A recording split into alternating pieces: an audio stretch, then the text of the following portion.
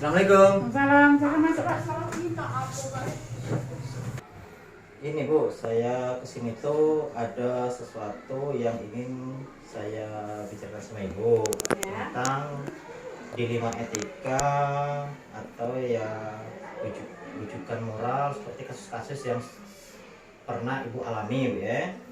Jadi yang pertama itu yang mungkin ingin saya tanyakan, Bu, itu bagaimana Ibu itu dalam menyelesaikan kasus-kasus tentang dilema etika yang ada di sekolah SDN 05 ini, Bu. Seperti itu, Bu. Oh, jadi selama ini kalau seandainya terjadi kasus-kasus yang dilema etika seperti itu, kita pelajari dulu Pak. Kasus itu apa. Nah, nanti kita berusaha memberikan keputusan dengan cara musyawarah. Seperti itu, Bu ya. Ya.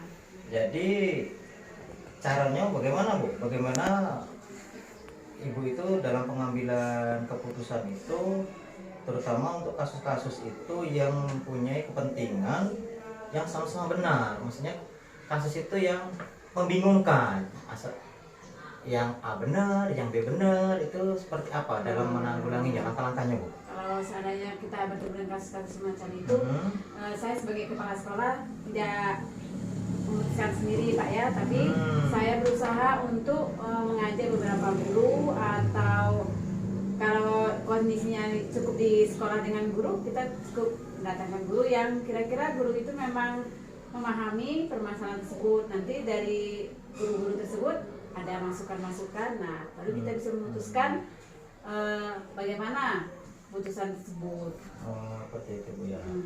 Jadi kalau saya itu, Bu, langkah-langkah awalnya itu seperti apa, Bu ya? Langkah-langkah awal yang Ibu lakukan itu, apakah yang seperti tadi atau ada lain, saya itu, Bu, langkah-langkahnya, Bu?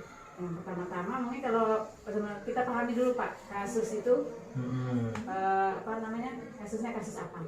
Nanti setelah itu baru kami selaku kepala sekolah mencari guru yang mungkin memahami hal-hal yang berhubungan dengan kasus tersebut. Di sini kami lebih mengedepankan musyawarah Pak ya, dengan guru-guru senior maupun guru-guru yang lain untuk bisa memutuskan. Nah, dari situ baru saling guru-guru memberikan pendapat, baru kita musyawarahkan, sama-sama memberikan keputusan yang terbaik untuk penyelesaian kasus tersebut. Terus ini, Bu, dalam kasus-kasus itu tuh hal-hal apa yang selama ini yang maksudnya tuh hal-hal yang memudahkan Ibu, yang efektif agar kasus itu mudah diselesaikan seperti itu. Nah, hal-hal yang apa yang bisa memudahkan itu, saya itu. Kalau kami selama ini Pak ya, setiap ada permasalahan kami lebih mengutamakan tadi berkolaborasi, kerjasama dengan guru-guru yang memang memahami, berkompeten untuk mengatasi masalah tersebut Pak.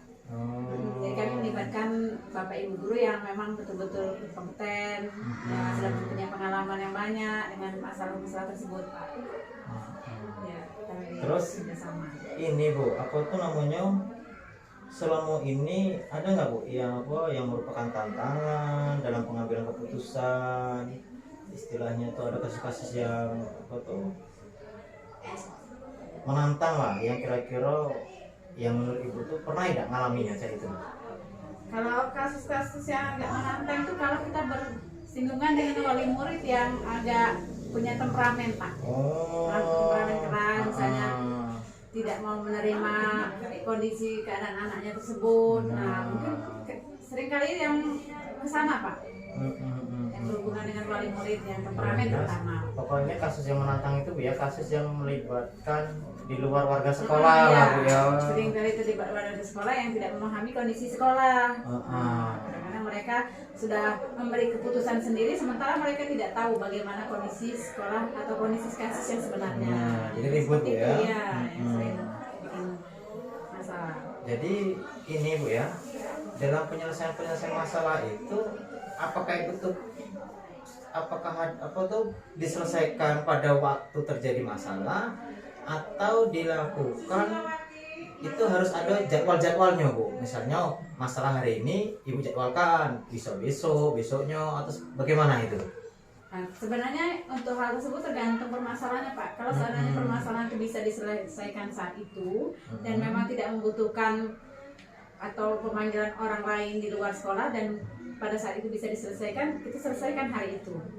Jadi tidak perlu menjadwalkan. Kecuali kalau memang itu membutuhkan ada pihak-pihak luar yang harus dilibatkan, nah kita ikut pemanggilan terlebih dahulu. Nah itu yang akan terjadwalkan, gitu Pak. Kalau di sekolah kami.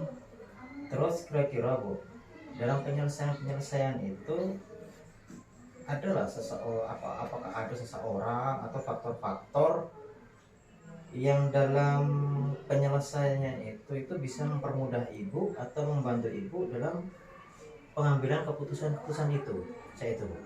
Pengambilan itu kita melibatkan orang-orang tertentu Pak ya, terutama guru-guru yang senior, guru-guru yang sudah berpengalaman.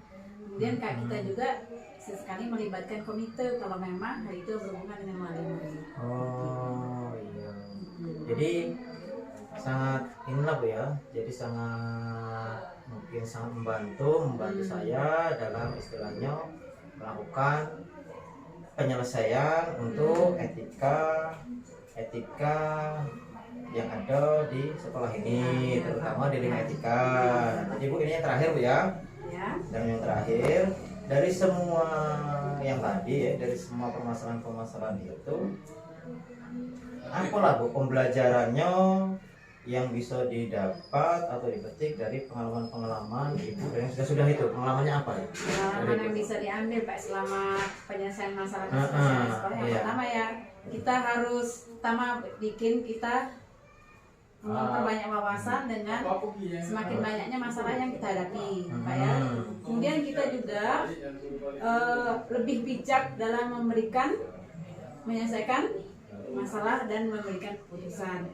Dan selain itu kita juga pelajaran kita berkolaborasi, bisa bekerja sama, bahwa kita itu melibatkan diri dengan ada lingkungan di sekitar kita, terutama guru. Itu yang bisa sudah Bu ya. ya. Mungkin cukup sekian dulu Bu ya kita hari ini. Mungkin dan waktu saya berbicara sama Ibu tentang apa-apa untuk kedepannya. Dan terima kasih atas waktunya Bu ya. Sama-sama. Dan terima kasih. Ya. Selamat ya. Ya, sama-sama.